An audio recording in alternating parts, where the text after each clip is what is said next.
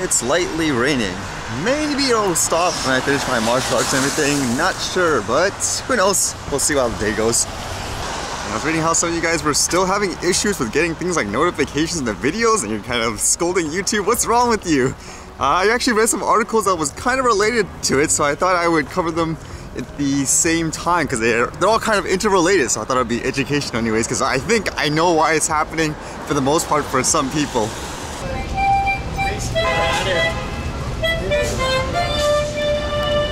I actually quickly read about this. Is the first time I actually heard about it. It's called the Alliance for Drone Innovation. Apparently it's a bunch of people gathered together related to that other thing before. I believe it's a Drone Manufacturers Alliance, but I think they rebranded themselves. And it says here, the Alliance for Drone Innovation to provide voice for personal, professional drone makers, innovators, and flyers. It says the Alliance for Drone Innovation, a new policy-oriented coalition of manufacturers, suppliers, and software developers of personal, professional drones, has commenced operations to represent the interests of individuals, business, government, scientists, academics, and others who fly unmanned aircraft in the United States. And as it says here, ADI is a successor organization to the Drone Manufacturers Alliance, formed in 2016 to represent these interests on behalf of the largest makers of personal and professional drones. So as I said, basically a bunch of manufacturers, I guess, trying to put all their voice in one place to make it louder and stronger. And they show you all the companies here like DJI, 3DR, although it is kind of weird kind of seeing some of these companies like GoPro, for example, because if you guys remember, they basically exited the drone market with all that news reports saying that, okay, it's just not profitable for us. So it's kind of weird to see them in the board here. But I guess that's a good thing for people to band together and make a louder voice, so to speak.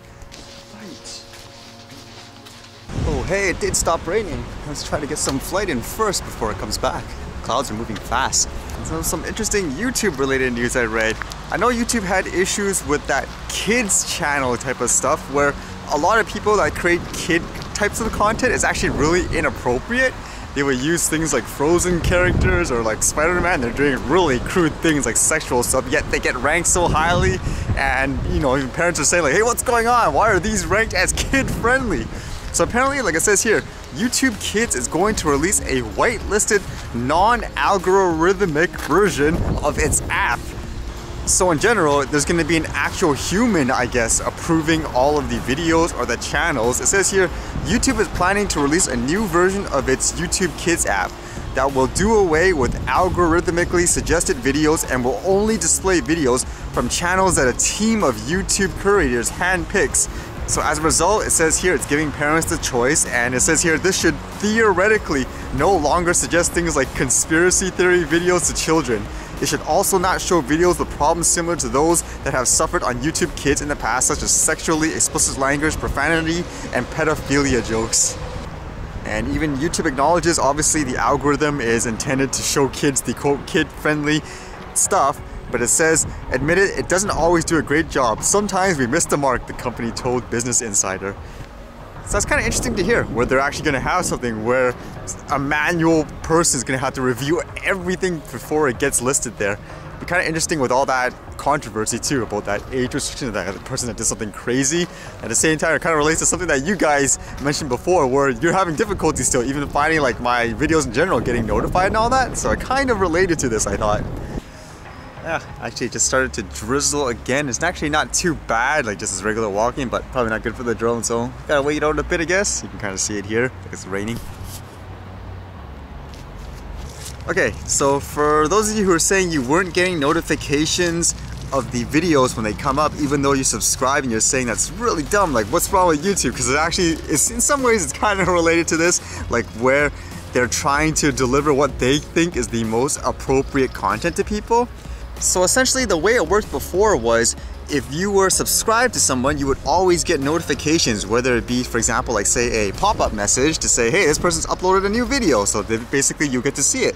But to my understanding, in YouTube's mind, when people subscribe to, like, let's say 50 channels, 100 channels, which a lot of people do, they found that people got overwhelmed with all the notifications to the point where they would just simply turn it off on their phone. So they wouldn't get any notifications from any creators. So in YouTube's mind, why give people all these notifications to get them to turn it off in general? Because they want people obviously to come to the site and to watch videos. So instead, their smart thing in their mind was, okay, so if you're subscribed to this guy, we're gonna see whether or not you're actually interested in this content based on what you watch the most. So if we think this video in particular you would be interested in, then we'll notify you. So even if you're subscribed, that's why you won't necessarily always get the notifications. So perfect example for myself. I know a lot of people that watch my videos, for example, you watch it for things I would assume for like my drone video. Basically when I fly out there for fun, I cut a video. I'm assuming a lot of you enjoy it as well. So that's one of the reasons you watch it. At the same time, I guess it's semi-safe to say that you probably watch other drone related videos, whether it's someone doing reviews, talking about the industry. So in that sense, YouTube would think, okay, you are a drone person, you're interested in these tech stuff. So when I upload something like that, then likely you will get a notification for that because that's what it thinks you like. Now let's say I randomly, for example, one day I went to one of my hiking trips. I mean, a lot of you guys that have been following me for a while, you like to see that as well. For me creating the drone footage, how I got there. But think about that now. Because my video is technically classified as, say, a hike, it's not really tech related anymore, right? So you as a drone enthusiast, a tech enthusiast, YouTube would think, oh, this guy has like a hike video, it's probably more interesting for people that watch things like nature and all that. So I'm not gonna tell you because you're not interested in it. So in many ways, that's kind of the reason why a lot of times you do not get the notifications, because the algorithm, it thinks you're not interested in stuff like that. According to them, the only way for you to get notifications at the moment constantly is to click on that little bell. But I know some people have said they clicked on it and they still don't get the notifications. And there could be a little hitch in the system. To my understanding, it's one of them, it could be delay. It takes a while for the server to actually process everything to say, hey, there's a new video, so you'll get it late.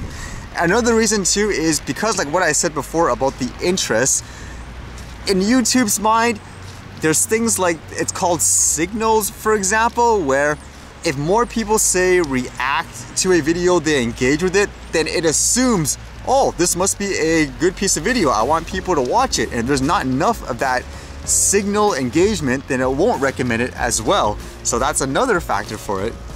Now engagement, what qualifies as the signal, that's usually the theory or the guessing game, because obviously they don't want to say exactly, otherwise people will abuse it.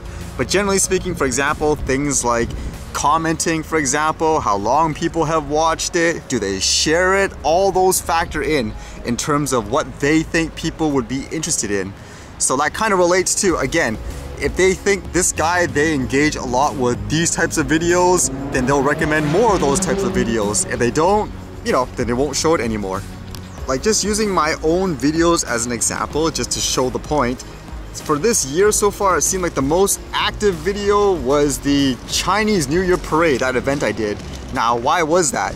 It's because by the looks of it, it might not seem that way. Like, I mean, there's not that many comments. It didn't seem like the reaction was that much. But when I look behind the scenes, that video was shared hundreds of times. I mean, that's an active form of engagement. YouTube's looking at it, people are searching for it, they're like, okay, a lot of people are sharing this video, so I'm gonna make it come out for more people, and that's what happened there. So imagine when you're watching a video, that's why a lot of people, they say, for example, you know, like it, for example, do this, because that's a way to actually push it further. So if you're not doing that for the videos that you watch, watching is one factor, but the important thing is to actually be engaged in that way. That's what YouTube is kind of looking for. It's looking for those signals. And the more you show that you like those types of content, the more it will push it out there for yourself and other people as well. And in a funny way, a lot of people even say that's why haters actually help like videos as well when people hate on it, because the algorithm, it can't tell the difference. If someone, for example, is saying something good about it and someone's saying bad about it, trash talking, it's the same thing. Because when they look at it, they're like, oh, this video is like engaged, it must be popular. So basically it pushes it to more people. So that's why people say that, like it's okay in that sense, even if you have like haters and stuff, so to speak. And the last point that made me think was how some of you brought up, for example, I know a lot of you guys watch the video because for me, I find the things like the drones interesting, and because of what's happening here, I read about the news and stuff about it and I share it with everyone else, because who knows, maybe you guys will learn with me as well. But I know a lot of people, they see those videos as a way, I guess, to show the positive side of the drones as well, which it is. But at the same time, I know a lot of people have the mindset of they want me just to talk about stuff like that because in essence, I mean, correct me if I'm wrong, because you believe that if I keep talking about it, then the average individual will open up their mind and all that and change their tunes. While that's, I guess, correct in theory, in practicality, that's not really how it works. I mean, just use this YouTube thing as an example. I mean, some of you guys are subscribed here and you don't even see the videos. So if you don't even see the video as a drone enthusiast, for example, what are the odds that a regular person would see it? So hopefully you see it from that perspective. And I'm just using my own videos as an example, and from what I see statistically, if it's about changing things like perspective and all that, from what I see from an average person, most of it comes from, again, the non-related, like, legal mumble jumble talking about news updates and stuff. It's from the regular stuff, like people watching the drone videos. It's when they see stuff like that, from what I see, then they change their mind, or watching like the event videos because it's stuff that they can relate to. It's only afterwards when they can relate to, say, the person, I guess, basically talking or showing the stuff, or they can relate to what's shown in the video. In some cases, it's a lot of nature stuff where they feel a great emotional connection with. It's when things like that, they say, what, you're taking it away from this guy? That's when the impact starts coming in my opinion. And if you are trying to, I guess, spread the message in that way, it should be more about what can you do to help spread that kind of message, I guess, to a broader audience. So in my opinion, that's what the main focus should be on for everyone who suggests, for example, I should always do this and this and this. Just from what I see statistically, it's stuff like that that needs to be emphasized a little more if you want to get the message across anyways.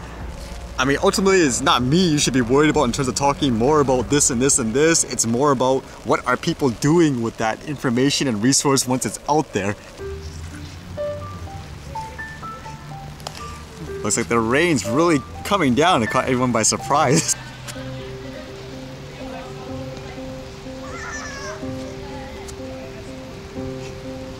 Some people in the rain like it doesn't matter.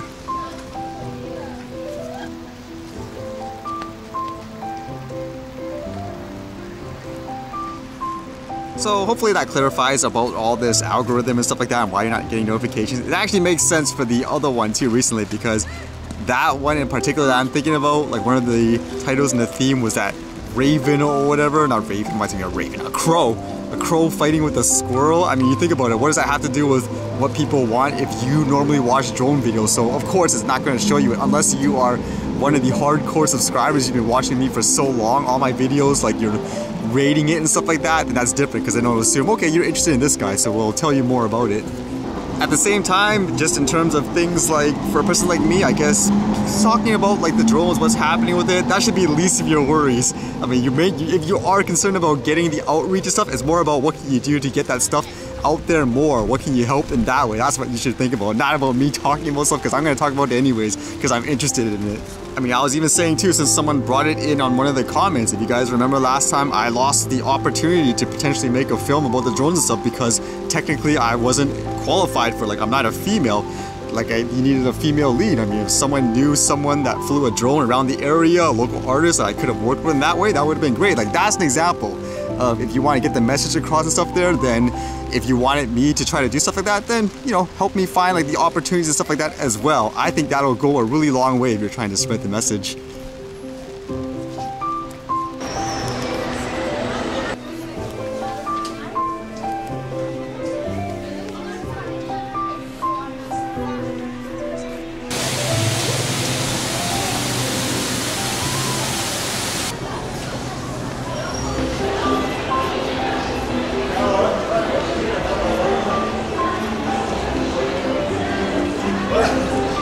Well, that reminds me, WrestleMania's today. I gotta catch up with it. Kind of funny thoughts here just with the YouTube thing. Can you guys ever imagine there was so much behind the scenes that goes around? Like, do you usually think about that? Like when people create videos? But I don't get to fly the drone today because it's raining. But let's find something for the archive for today.